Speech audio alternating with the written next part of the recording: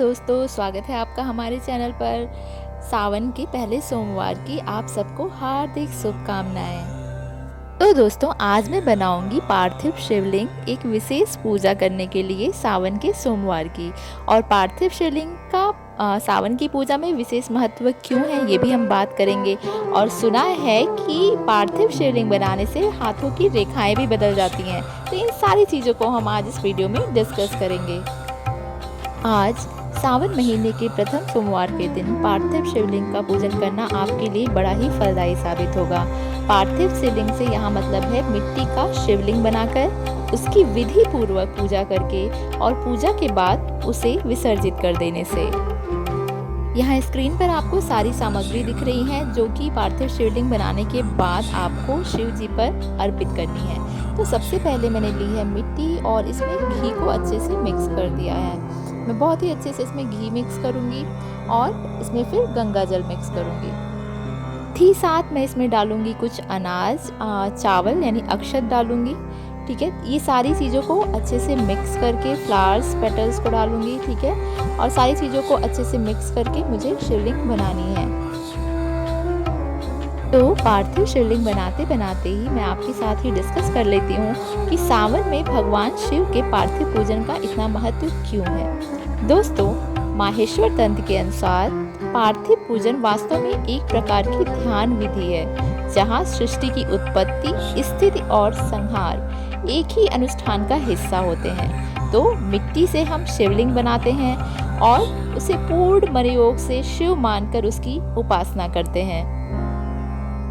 और पूजा के बाद हम उन्हीं हाथों से उसे विसर्जित भी कर देते हैं। अपने ही निर्माण का ध्वंस या विसर्जन, और वो भी ऐसा निर्माण जिसे आपने अपना ईश्वर माना हो।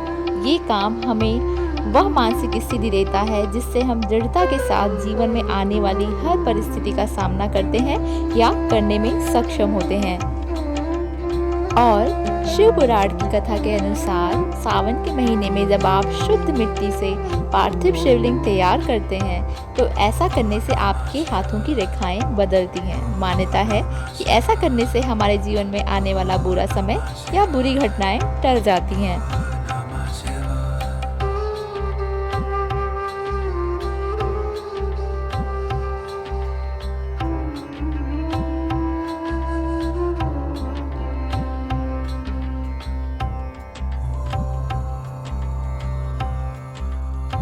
दोस्तों, पार्थिव शिवलिंग बनाते समय सबसे पहले आपको लिंग बनाना होता है।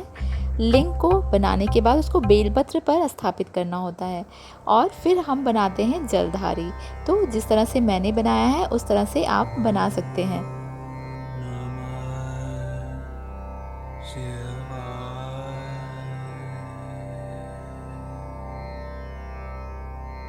तो आइए जान लेते हैं कि किस विधि से सावन सोमवार की पूजा करनी चाहिए।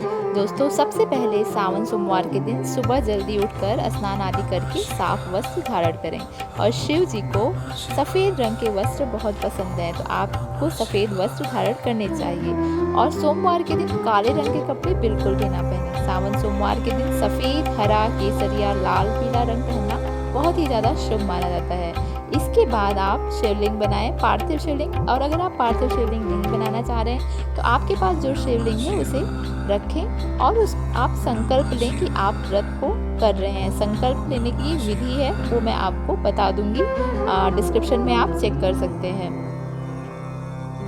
पार्थिव शिवलिंग अगर आप बना रहे हैं तो उसको बनाने के बाद आपको उठना नहीं है। उसे बनाने के बाद आपको तुरंत ही उस पर अक्षत चढ़ाना है, दिया जलाना है और भोग लगाना है। उसके बाद आप अपना अभिषेक करना शुरू कर सकते हैं। तो सबसे पहले आप शिवलिंग पर गंगा जल या कच्चे दूध से या फिर गंगा जल मिश्रित दूध से अभिषेक करें। और उससे पहले संकल्प लें। हाथों में सिक्का कोई भी हो सकता है, 10, 5, 1 रुपए का, और फिर फूल और अक्षत लेकर आप संकल्प लीजिए कि आप यह व्रत अनुष्ठान शुरू कर रहे हैं।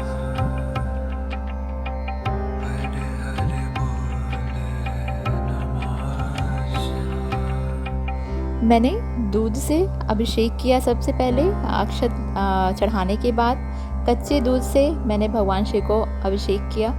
इसके बाद मैं इस पर इनको दही से अभिषेक करूँगी। दही से अभिषेक करने के बाद मैं शहद से अभिषेक करूँगी।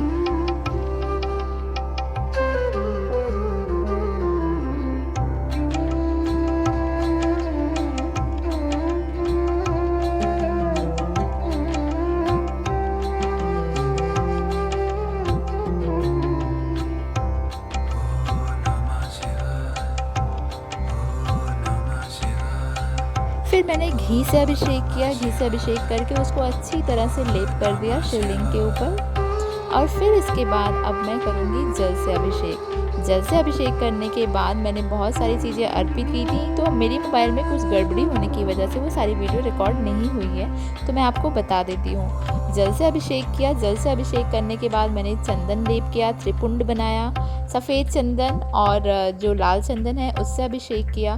फिर से अक्षत चढ़ाया, जौ गेहूं के दाने चढ़ाए और काली तिल चढ़ाई, धूप चढ़ाई और दिया जलाया। और मैंने आप जनेऊ चढ़ा सकते हैं अगर आप चाहें तो, पर मैंने कलावा चढ़ाया है। मैंने कलावा भी चढ़ाया, वो सारी चीज़ें रिकॉर्ड नहीं हो पाई, ठीक है। बेलपत्र अर्पित किया और फिर मैंने फ्लावर्स अर्पित किए। सबसे पहले सफ़ेद फूल अर्पित किया और सफ़ेद फूल अर्पित करने के बाद जितने भी फूल थे उनसे मैंने भगवान का श्रृंगार कर दिया अच्छी तरह से। और फिर इसके बाद आपको करना है मंत्र जाप। जो भी आप मंत्र जाप करना चाहते हैं उसे करें। और सबसे लास्ट में आपको आरती करनी है। तो कुछ मंत्र हैं जो मैं आपको यहाँ पे बता देती हूँ, जैसे कि आप ओम नमः शिवाय मंत्र का जाप कर सकते हैं, ओम पार्वती पतये नमः मंत्र का जाप कर सकते हैं। ऐसे ही बहुत सारे मंत्र हैं। तो आपको ये वीडियो कैसी लगी? Don't forget to like, share and subscribe our channel.